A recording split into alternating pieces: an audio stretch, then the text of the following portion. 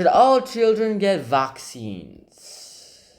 Now, by what I mean by vaccines is the little injection they literally give little kids so that they can get a pretty big boost of immunity, or otherwise some people call it defense, against certain diseases. This is an vaccine too. Most common ways are up through the nose and literal injection into the bloodstream, which is the most direct way, or you can always just eat it. But then it could get digested by the digestive system, so eating it will not work. As a result, there are several ways to do it, but the most direct and most traditional way is to get it directly into the bloodstream. Now, what is a vaccine is something you should probably know before we go ahead and get into this debate. Firstly, vaccines were created hundreds of years ago. They've been around here for centuries, and as long as there were vaccines, there were anti-vaxxers. Vaccines was created by this guy named Edward Jenner, and Edward Jenner decided that, hey, he was a medical man, and he decided he wanted to try something. Now, back then, moral regulations were pretty much slacker than they are today. You could, get away with murdering someone in the name of science. And that's what this guy almost did, except he didn't murder anyone. And even if he murdered anyone, he could always say that it was for science, and he would get away scot-free because he's rich. Regardless, though, here's how it happened. He went ahead and observed that people who got smallpox would usually die, and the people who got cowpox, well, as far as anyone knew, no one died of cowpox. They would always get these little scabs on them, and then, well, they had to take a few days off, recover from it, but they would never contract smallpox. And if they did contract smallpox, they never died. As a result, he thought about something like, hey, maybe this is something I could probably work on. And he went ahead and worked on some sort of vaccine, except he called it literally a vaccine. He decided to test this experiment with a hypothetical experiment. Obviously, as I mentioned earlier, moral standards were much slacker than they were today. He literally injected, yes, I have to say literally so many times, this is my new favorite word, he injected a little kid with, well, cowpox, and the little kid got all those scabs and traditional marks of cowpox. But as soon as they disappeared, after a few weeks of recovery time, the doctor went ahead and gave him an injection of smallpox, like the real deal, smallpox.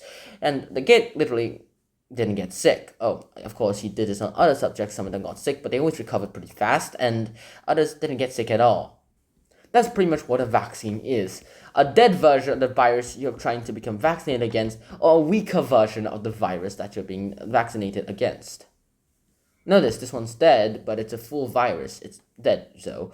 And this one is a live virus, but it literally has a weaker variant of it, so that it doesn't kill your immune system, but it's just enough to, train it. And now it's time for the debate. The first point of the pros team is that vaccinating children protects them against the diseases and boosts their immune system. Boosting the immune system is always a boost in your defense and boost in your lifetime and lifespan. And now for this first point of the cons team is that they go ahead and say that giving children too many vaccines all at once, 6 of them at the same time, which is, I did 12 of them at the same time. This will go ahead and make their immune system become weaker, making them vulnerable towards other infections. Even if you fought off the main infection, sub-infections will always come in and infect you while you are still weak. They cannot deal with your full power immune system, so they get the big guy to do it. And the big guy can't take it all too, but it literally costs the immune system a lot, which is enough to make sure that the sub-diseases can still win their battle. And now it's time for the second point of the pros team. They go ahead and say that a person who gets a vaccine but still gets sick will not usually get as sick as they would have without the vaccine. Resulting in that, yes, you got the vaccine for a disease, but you got the disease. You get a milder version of the disease because your body is used to fighting that disease. Well, you only have to worry about it when it mutates again. That's when the next line of shots of vaccines will happen. Alright, next is the second point of the cons team. This says that some sources claim that vaccines can cause developmental disorders or have really harmful side effects. And note that most of these sources come from Snapchat, Instagram, X, TikTok, any social media that you can name of, it's literally there. And anyone would literally imagine them because they cannot imagine themselves like this little worthless little place compared to the $500 million girl or something like that. Alright, now it's time for the third point of the pros team, is that vaccines create herd immunity. This is what herd immunity is.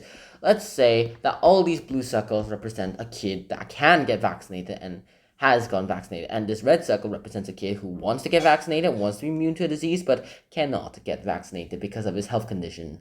And in the Enzo, this is literally what the celebration is like. As a result, the one in the red gets herd immunity because he's surrounded by people who are immune. Whoever tries to pass through him, tries to get to him, has to pass through all the vaccinated guys, and they usually reject them pretty well. And now it's time for the third point, which goes ahead and says that not all children can get certain vaccines because of the allergies or other health problems. If you have a health problem or an allergy that prevents you from getting a vaccine, well, don't get a vaccine. That's quite obvious, haven't you realized that yet? And now it's time for the fourth point of the pros team. And they go ahead and say that vaccines are almost 100% effective at preventing the spread of many diseases. And you have to admit that is quite true. And now it's time for the fourth point of the cons team. And they say that people should have the freedom to choose how they protect their children from diseases. You get what I mean? No? Well, too bad. Now, the fourth point of the cons team say that people should have the freedom to choose how they protect their children from diseases. If their religion says no vaccine, well, they have to follow their religion, especially if they're deeply religious and they never go back to the Taliban to show that, well, he's won it. In the end, though, that is all that happens. And should all children get vaccines? In my opinion, darn hootin' yes. Is this even a debate topic? If it is, how is it a debate topic? But that's all that matters right now. I really hope you guys enjoyed this episode. I hope to see you guys soon. Until next time, China, peace. Bye bye.